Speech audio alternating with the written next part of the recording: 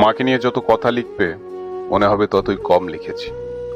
জন্ম নেবার পরে যাকে প্রথম দেখেছিলাম, যার হাত ধরে প্রথম হাঁটতে শিখেছিলাম, কান্নার পরে যে বুকে টেনে নিয়েছিল, প্রথম কথা বলা যে শিখিয়েছিল, শাসনের পরে যে আদর করে কাছে ডেকেছিল, যার হাত ধরে প্রথম স্কুলে গিয়েছিলাম, কান্নার পরে যে চোখের জল আঁচল দিয়ে মুছে দিয়েছিল, তিনি আর কেউ নন।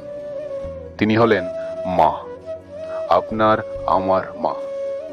হুমায়ুন আহমেদ বলেছেন, মায়েদের গায়ে একটা গন্ধ থাকে, ঘামে বোঝা হোক কিংবা কোনো সুগন্ধি হোক, সুনির্দিষ্ট একটা ঘেরান। শুধু সন্তানেরাই সে গন্ধ পায়। দুনিয়ার সব কিছুই বদলাতে পারে, কিন্তু মায়ের ভালোবাসা কখনো বদলায় না। পৃথিবীটা অনেক কঠিন, সবাই ভুলে যায়, সবাই সবাইকে ছেড়ে চলে যায়। শুধু একজন ছেড়ে যায় না, চলে যায় না, ভুলে যায় না, সারা জীবন থাকে। সে মানুষটি হচ্ছে মা, আপনার মা।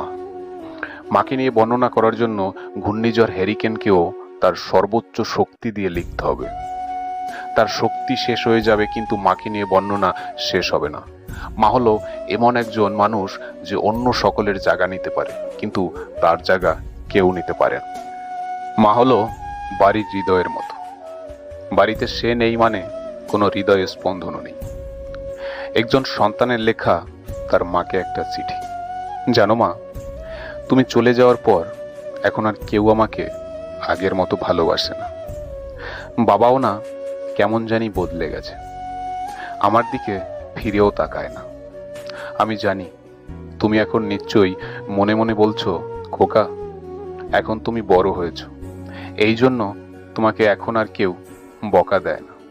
তাই যদি সত্যি হয় মা, তাহলে আমি বড় হতে চাই না। আমি আবার তোমার বকা শুনতে চাই। আমি আর লিখতে পারছি না মা, আমার চোখ দুটো ঝাপসা হয়ে আসছে। তুমিও আমার পাশে নেই। তোমার আঁচল দিয়ে কে আমার চোখ দুটি পুছিয়ে দেবে বলো মা? মা মানে আদর, মা মানে শান্তি, মা মানে ছায়া। কখনো কি একবার ভেবে দেখেছেন একজন মা কতটা অসহায় হতে পারে? অথচ শত শত মা অনাহারে দিন কাটাচ্ছে, বাসস্থানের অভাবে রাস্তায় ঘুমিয়ে থাকে। এগুলো আমাদের জন্যই হচ্ছে। কত না কষ্টে আমাদের গর্ভে ধারণ করেছে, বিনিময়ে আমরা তাকে কিছুই দিতে পারিনি। আসুন আমরা সবাই মাকে ভালোবাসি, যেন মায়ের বৃদ্ধাশ্রম কিংবা রাস্তা মায়ের বাসস্থান না হয়, যেন কোনো মা অনাহারে দিন না কাটায়। মা, তোমাকে আমরা অনেক ভালোবাসি, তোমাকে আমরা অনেক অনেক ভালোবাসি। সবাইকে হ্যাপি মাদার্স ডে শুভেচ্ছা রইল। সবাই ভালো থাকবেন, সুস্থ থাকবেন। নমস্কার।